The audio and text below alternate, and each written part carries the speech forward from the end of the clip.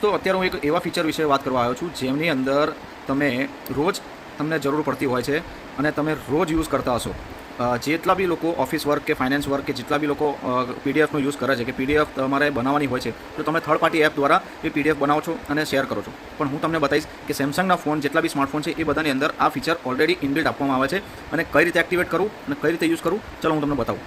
હવે મારે પીડીએફ જે રોજ બનાવવાનું હોય છે, મારે રોજ પીડીએફ મોકલવાની હોય છે, તો આ ફીચર સેમસંગની અંદર ઇનબિલ્ટ છે. જેને એક્ટિવ કઈ રીતે કરવું અને યુઝ કઈ રીતે કરવું એ તમને બતાવીશું.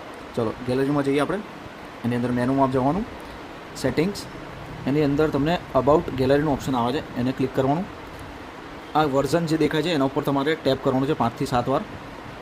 એટલે નીચે લખેલું આવશે ગેલેરી લેબ્સ ઇન એનેબલ. હવે બેક કરી દેવાનું છે. બેક કર્યા પછી ગેલેરી લેબ્સનું ઓપ્શન આવશે. એમાં નીચે તમને સેવ એઝ પીડીએફનું એક ઓપ્શન દેખાશે, એને તમારે ઓન કરવાનું રહેશે. એ ઓન કરશો, એ ઓન કર્યા પછી બેક આવી જવાનું છે.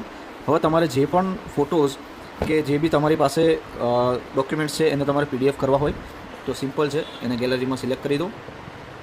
સિલેક્ટ કર્યા પછી નીચે તમને ક્રિએટનું ઓપ્શન દેખાશે. ક્રિએટના ઓપ્શન પર ક્લિક કરશો. ક્લિક કર્યા પછી આ તમને એક સેવ એઝ પીડીએફનું ઓપ્શન મળી રહેશે. એને તમારે ડિફોલ્ટ સિલેક્ટ કરી દેવાનું છે. જેવું ડિફોલ્ટ સિલેક્ટ કરશો એવું તમારે જે તમે ફોટા સિલેક્ટ કર્યા છે એ પીડીએફ ફોર્મેટમાં રેડી થઈ જશે અને તમને એ શો કરશે કે તમારી પીડીએફ આ રીતે બની છે. હવે તમારે એને શેર કરવી છે તો તમે અહીંથી શેર બી કરી શકો છો ડાયરેક્ટ, અને તમારે સેવ કરવી છે કોઈ ફાઇલ્સમાં કોઈ ફોલ્ડરમાં તો તમે એને સેવ બી કરી શકો છો. અને તમારે એ નોટ્સ લખીને કોઈક જગ્યાએ તમારે શેર કરવી કાં તો સેવ કરવી તો બી તમે કરી શકો છો. તો આ વસ્તુ ફક્ત સેમસંગ યુઝર્સ માટે જ છે, જે ઇનબિલ્ટ આપવામાં આવે છે.